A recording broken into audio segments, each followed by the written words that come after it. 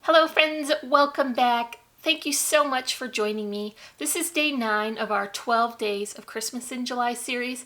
If you're just getting started, you can find links for the first 8 days in the description below. For today's project, this is my take on Merry Modern.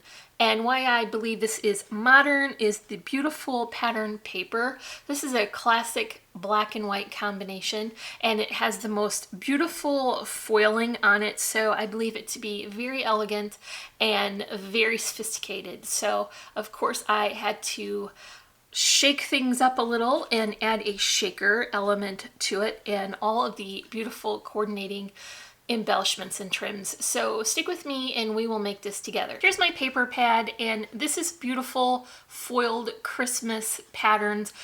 I would normally want to show you this with the cover on it, but it seems to have gotten away from its cover somehow when I put it away. And so I can tell you that it did come from Michaels. That's all I know for sure, but I do know that I really love it. And I think any foiled paper just draws me like a magnet because it's so pretty and shiny and nice. This one has a combination of black and white with all gold foiling, and isn't that absolutely stunning?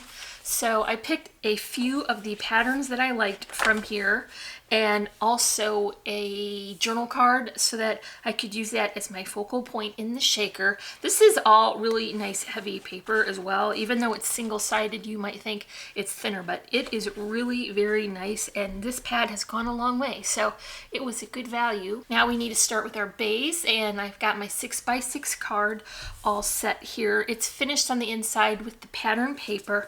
I think I'll open it up so that I can get my paper layers on easier. Here's my first layer. It's the same that I put on the inside, and it's just that gold foil. I did mat it with black so that it anchors that foiling against the brightness of the card base.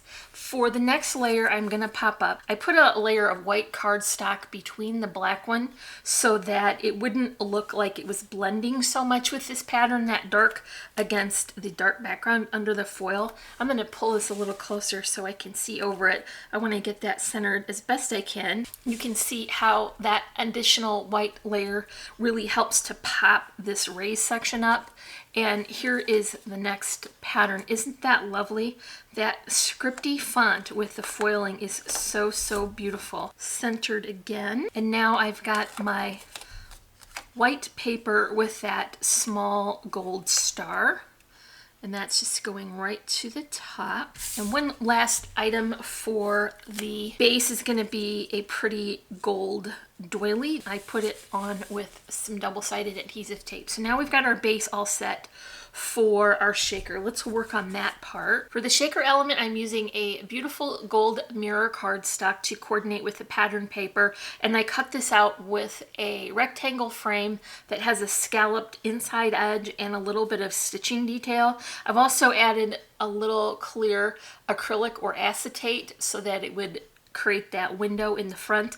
That way we won't have to wait for the glue to set up. So I've cut that to work around this sentiment in the journal card, and you can see when I get that adhered that we can still see all of that beautiful holiday sentiment. So what I want to do is add my foam tape. Now this is the one I get just for shakers. This comes from Amazon. I'll link it in the description below. If you get it and don't like it, please do not hate on me, but I love this for shakers. It's very thick, and you only need to put one layer down for enough room. All of your shaker parts will move around easily, but it is very, very, very sticky, and it is hard to work with, but I believe it's worth it so that I only have to use one layer.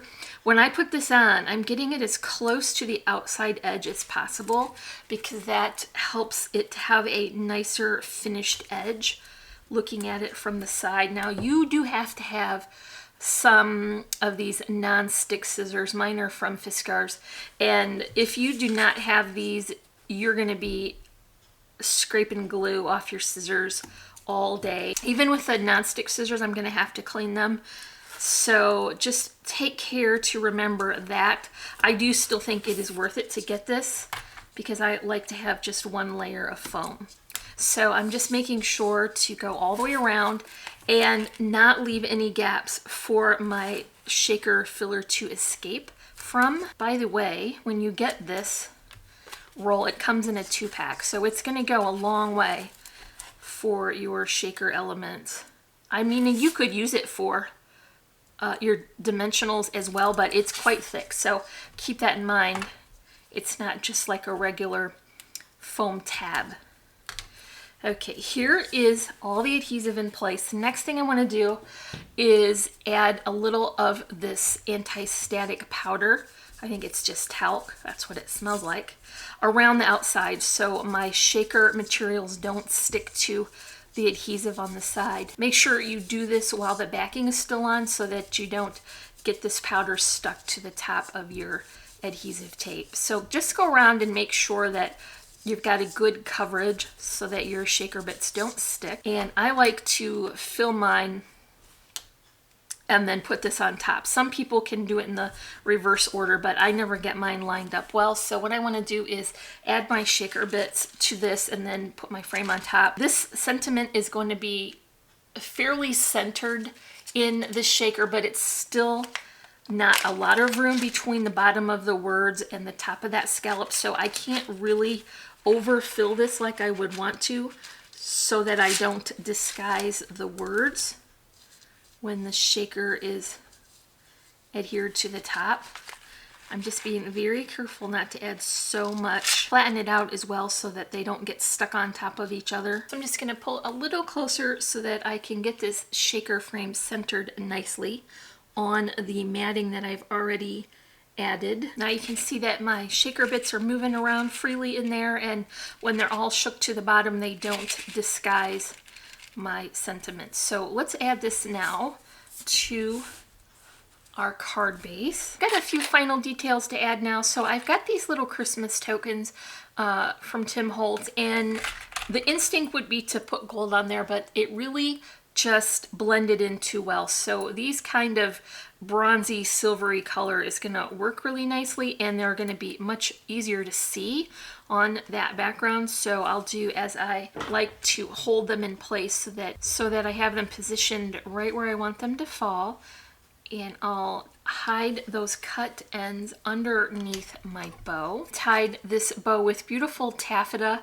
I topped it with another bow of some burlap string and a vintage button, and then I'll just top that corner with this bow. Okay, last but not least is my floral arrangement. So I have prepared some of the poinsettias with white cardstock and finished the insides with stamens from Really Reasonable Ribbon. I've also added just a bit of greenery here and a little glitter star with some twine, and then there are also some pine cones here that were part of a holiday pick, and I just pulled all the pieces apart. So I've got the pine cones on the edge as well, and a small berry that was from a different holiday pick, and I just pulled those off and tucked those in. So to finish these poinsettias, I added a little of the stickles and shook on some chunky glitter so that it would have a little bit more detail on the edges. Because we're only using one color flower, I wanted it to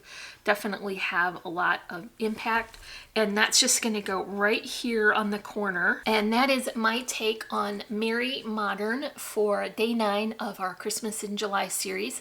If you enjoyed this project, make sure you come back tomorrow for day 10.